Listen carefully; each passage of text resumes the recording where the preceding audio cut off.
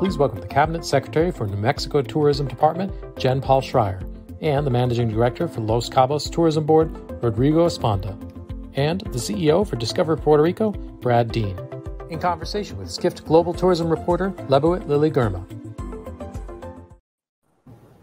Good morning. Muy buenos dias. Thank you so much for being here, Secretary Schroer, Rodrigo, and Brad. We're excited to kick off our discussions today with all three of you.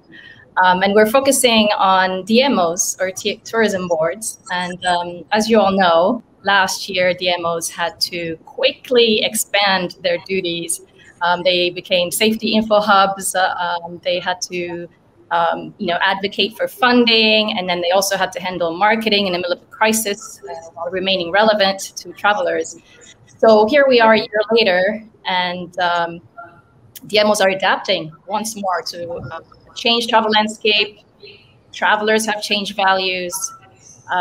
So let's look at first Brad and Rodrigo. What are your tourism board's current top 3 priorities, and how different are they from last year? Yeah, I think our priorities have shifted greatly throughout the pandemic, and I think that's the key to the success in the DMO world today is continually evolving, being agile and nimble. 12 months ago, it was about if we could come back and when we could come back. Today, we're setting all-time records month after month. So it's more about managing this accelerated recovery. And I think a lot of this really comes down to what we've seen over the past year and a half for DMOs. Number one, you've got to be nimble and agile and constantly adapting to new trends in the marketplace. Number two, we've got to be able to master those uncomfortable discussions, which, as you mentioned, over the past year, on the one hand, you're talking about recovery and asking for funding. On the other hand, travel and tourism was sometimes viewed as part of the problem in terms of controlling COVID. But at the end of the day, it really comes down to this. We've got to be agile, we've got to be nimble, and like the term or not, we've all got to be able to master the pivot to stay ahead in this environment of constant disruption. Very interesting. Thank you. Rodrigo, what are you prioritizing right now? Well, definitely we have had to shift from what was the traditional role of a DMO, especially in a destination like Los Cabos. So we have had to have a coordination in the inside with all the stakeholders to really provide the highest level of safety. So that has implied to work with all the tourism sectors, restaurants, hotels, timeshares, even real estate companies that are offering developments to the travelers in the destination. And also we have had to do a marketing campaign outside in the markets to offer what traditionally has been Los Cabos, but also inside. So we keep running local campaigns that are really focused on how the implementation of the protocols from the people that live in the community needs to be continuous. So the priority definitely has had to be how to adapt to an ever-changing landscape that every week we need to do a review of what was done, what is working, what is not, and it's been done in both ways. Inside in the destination with the community and the stakeholders, and also in the marketplace, because it's also shifting and the bookings are happening in very short term. Yes, we'll get into the details of the funding and the marketing in a few minutes. Secretary Schroer, you're at the state level for New Mexico tourism. What's been the change for you in terms of how you've had to work with your state's tourism businesses over the past year? Thank you. Yeah, I think, both Brad and Rodrigo really nailed it when they talked about being able to be flexible and adapt to the ever-changing landscape that we've all been dealing with the past year and a half. One of the things that we actually did was we just paused over a year ago and said, wait a minute, our mission is wrong for right now. And so we actually changed our mission temporarily so that way we could stay focused on what was the priority minute by minute. And so we created 2 separate questions, strategic questions that we kept asking ourselves. What can we do to help the industry survive this? And what can we do to prepare for recovery? And those 2 guiding principles really helped our team focus and then also partner with our stakeholders across the entire state. Fortunately, New Mexico has very high vaccination rates. And so we have really seen the the virus subdue a little bit. And so we're very grateful for that. However, as we go forward, the needs of the industry continue to change. And one of the things that we're really seeing is a workforce shortage. And that's something that I know is being realized several places.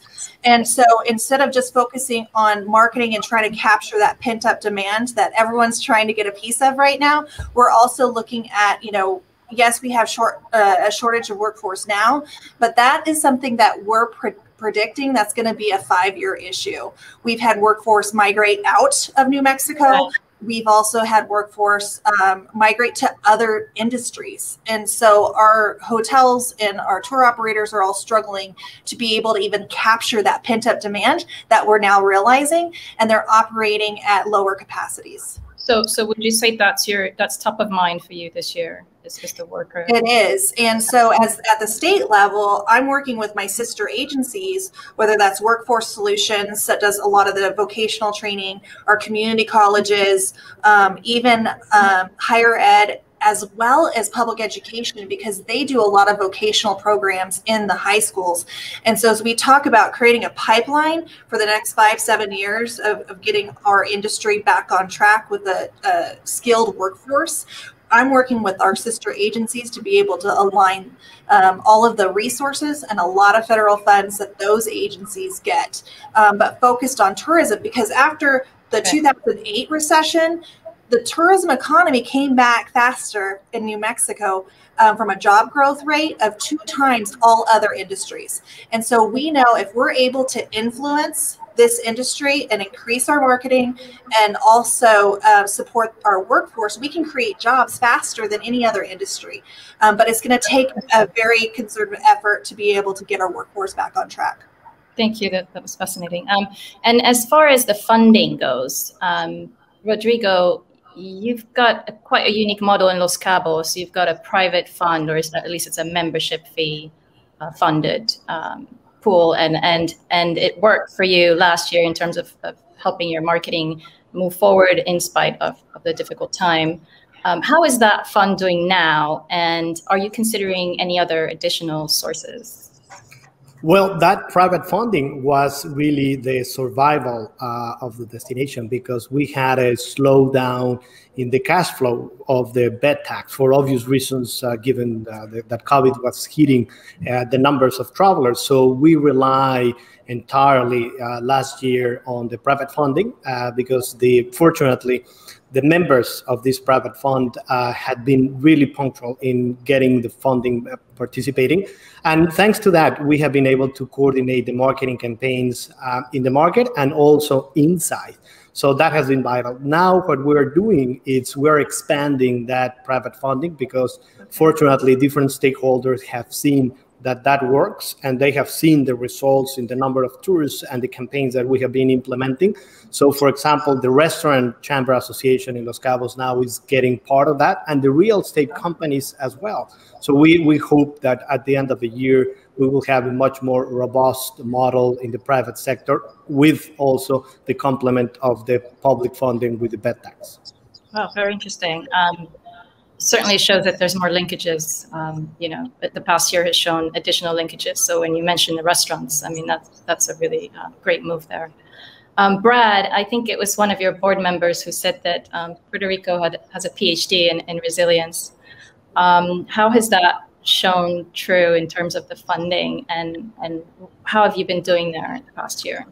Yeah, from Zika virus to earthquakes, hurricanes, massive political unrest, the pandemic was just another chapter in our ongoing story. And I think it's given the destination a real opportunity to show its strength and resiliency. And one of those is the commitment to funding. So whereas like most DMOs were largely dependent upon lodging taxes, the island recognized that we have to include short-term rentals in that equation. So for us at Discover Puerto Rico, we don't have to pick winners and losers. We just have to promote the great brand of the destination of Puerto Rico and let the visitors choose where they want to stay. And when those revenues decline, The government recognized that, so we were able to secure some federal funds to help offset that. And nationwide, Lily, you're seeing, I think 190 tourism improvement districts are now in place. 3 states have passed enabling legislation just this year. You've got models like Myrtle Beach, South Carolina, where they use a retail tax to pay for promotion, infrastructure, and property tax credits. Bottom line is this: what we found in Puerto Rico, and I think what others are learning, is that if you want to be resilient and lead and sustain economic growth, you have to look for different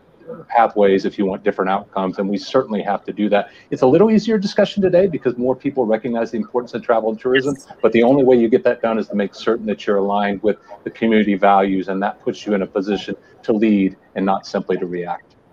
Yes, that's true. Secretary Schroer, you, when we spoke briefly last week, you mentioned that you really had to push your stakeholders in New Mexico in terms of getting their share of the funding. How steep was that learning curve for businesses in terms of knowing even what's out there and applying for it? And how can DMOs fill that gap, that knowledge gap going forward? So for those that aren't really familiar with New Mexico, it's extremely rural. And we have a lot of businesses that don't have access to even internet. And so during the pandemic, that really was a huge problem for us to be able to communicate effectively and then to also help businesses secure federal funding. And so what we did is we took our visitor center employees that we kept on, we didn't lay them off, but we retooled them and upskilled them to really create almost like this outbound call center where we were calling every single hotel, every single restaurant, every single tour operator, and different businesses within the tourism sectors to make sure that they were aware of every single opportunity as it came out. And then we had a partnership with whomever was administering those funds, whether it was through SBA or if it was another sister agency or another firm here in New Mexico. And we just made sure we had a liaison for each of those different organizations that were administering the funds. So that way, anytime there was an issue with an application from our constituents, we were able to problem solve in real time and work through a lot of the issues that they were having, because it wasn't just the red tape, it was also what I noticed is a lot of these agencies that don't typically work with tourism businesses were not familiar with their business model and weren't able to qualify them for different funding. And so we just had to kind of work through those nuances to be able to get our industry funding. So that was not only on the business side, but then even on the DMO side, you know, this is a story around the world, is most DMOs did not get their lodgers tax. So we're down, you know, 20, 30%, depending where they were located throughout the state.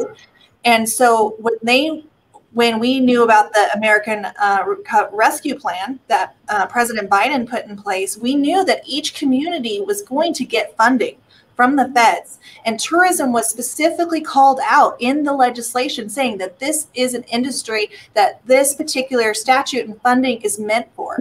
And so we put together basically for each community a advocacy sheet of different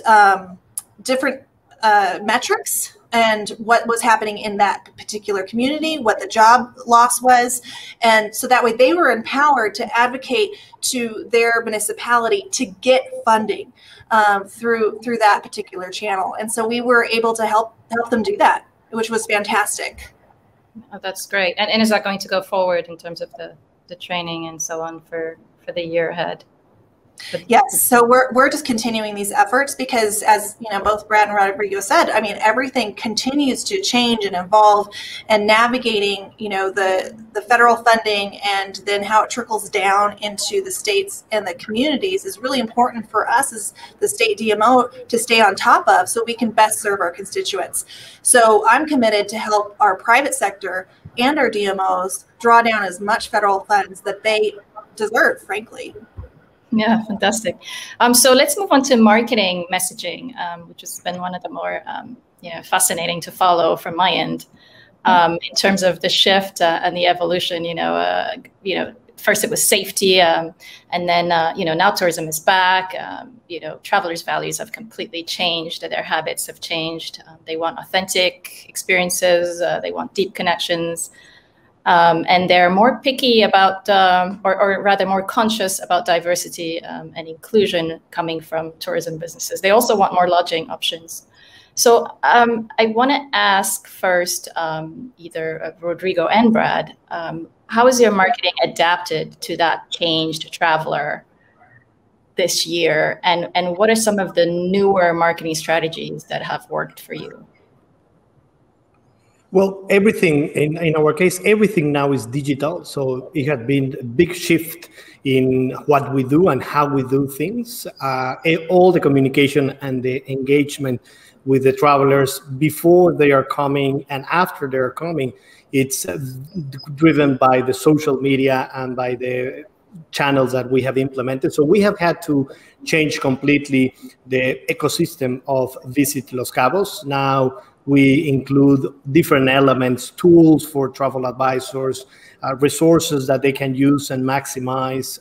Everything that we do in terms of consumer is programmatic, where we can definitely drive the marketing specifically to what we are seeing that really works. We have had to shift the campaigns. First, we created one that was Los Cabos rules about the game of wear a mask, but it's a mask that you use in the water. Towards now, that is set yourself apart, because we see that the market, what is looking is precisely that, to separate themselves from what it was. We would not get to the funding levels or the spending levels that we had in 2019 this year, and probably we would not get it for next year. So we need to be much more efficient in how we do things in order to really drive the recovery of the destination and adapt to all what is happening in the world. Yeah, we just launched a poll, and wow, that's quite a high percentage. 75% folks think expect most destinations to make a larger effort to market to diverse travelers over the next few years. So I guess that's a trend or rather that's a pattern that's not going away. Brad, we'll move on to you in terms of what you've been doing with your marketing messaging and what are some of the more unique approaches you've taken?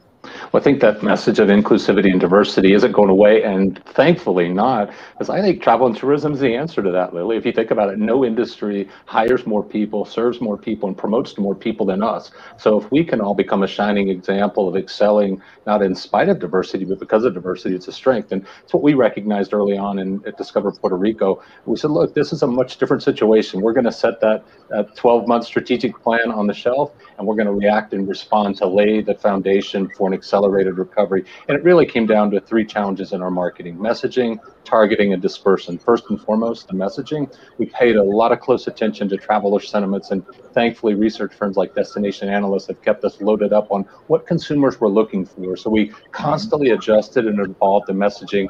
Early on, it was all in good time. You'll be able to come back and experience. And then around National Plan a Vacation Day, it's time to plan. And now it's time to travel. And certainly travelers are doing that. So we've tweaked the messaging. Also the targeting. Early on at Discover Puerto Rico, we had to really target responsible travelers, people who are likely to adhere to local guidelines. And now that's evolved into more conscientious travelers who want to get out and engage and interact with the world, but do so in a responsible way. And then for us also at Discover Puerto Rico, a core strategy was dispersion. We recognized that not everybody wanted to be in major metropolitan areas. So that gave us a unique opportunity to not only promote the rich, vibrant culture of Puerto Rico all throughout our island, but to highlight some of the unique activities that you might not know about, like the bioluminescent bays or the tropical rainforest that are outside of the traditional path traveled. Bottom line is we've had to evolve and continually look at the marketing or the messaging, the targeting, and the dispersion strategies to elevate the marketing. And we're seeing the results pay off very handsomely for Puerto Rico right now. Yeah, yes, I see that. There's actually an audience question. How does sustainability fit in the DMO's recovery strategies, which you've just addressed? Brad, I don't know if Rodrigo, you will. Well, I think, it's a really important question. And I think for us at Discover Puerto Rico, we think of sustainability as a four-legged stool, certainly protecting our natural resources, which are so critical to the experience that visitors enjoy in Puerto Rico.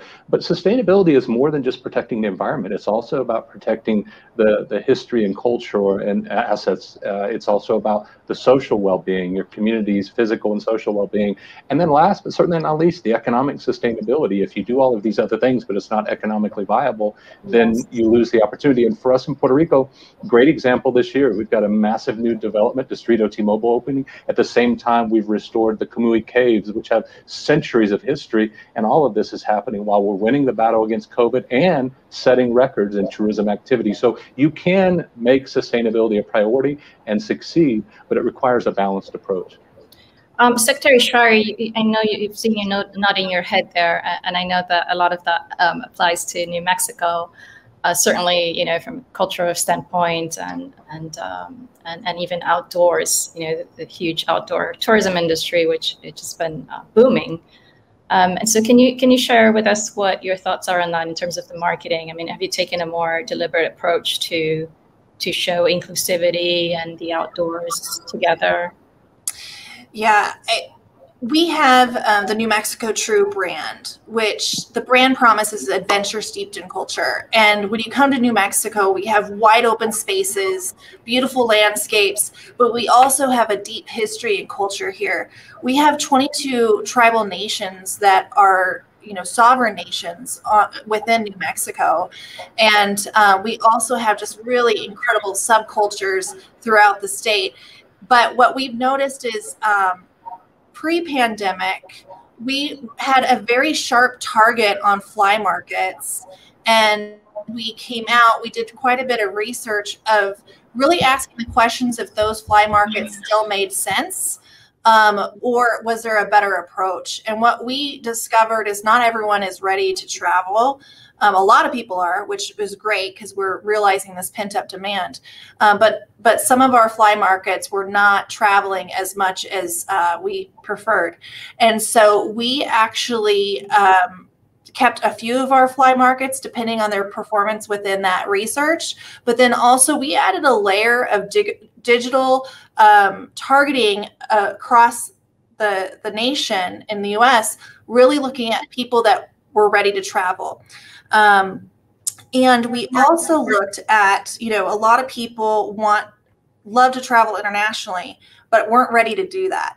But New Mexico has this real rich authenticity and diversity that people really thirst for. And so we know that just our natural assets and our cultural heritage is really going to appeal to those travelers. And so that was another thing that we changed. And lastly, you know, from a messaging standpoint, we didn't change as much, but our visuals have. So making sure that we have more inclusivity, more diversity. And then also we've been very conscious about protecting our tribes, because not all of them are open. Actually, only one is open right now for visitors. And we want to make sure that we're not causing a problem. We're being very respectful. We're making sure that our visitors know what is appropriate and what's not within our state in regards to our tribal nations. Great. Well, thank you so much. It seems like we lost Lily there for a second, so I'll jump in and thank you, everybody. So as we close up here, just one final thought from each of you, perhaps.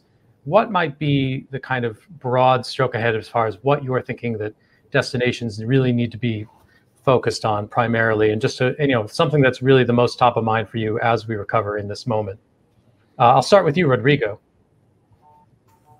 Well, I think that what we need to be is prepared to have this changing situation continue. There are going to be markets that are going to be opening, others that are going to be closing, airlines that are going to be looking for opportunities as specific situations that as DMOs we need to do on the ground to support the community, to make sure that the community in terms of sustainability is getting the right social, cultural, and environmental support. That is going to require us to have a much deeper communication on the ground that would force the role of a DMO to be not just on the positioning outside or the coordinating of the efforts, but also having a much more tight approach to make sure that we have things in the proper place. So the role of the DMO, the funding, sustainability, and the different trends that are going to be changing because the market is going to be looking for different products to travel, that is going to keep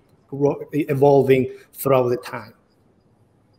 Sorry about that. I dropped off, you know, remote work situations. This is the problem with remote working. But yes, thank you, Brian, for doing that. And I guess we're wrapping up. I want to get one last thought from each of you in terms of, it's getting super competitive.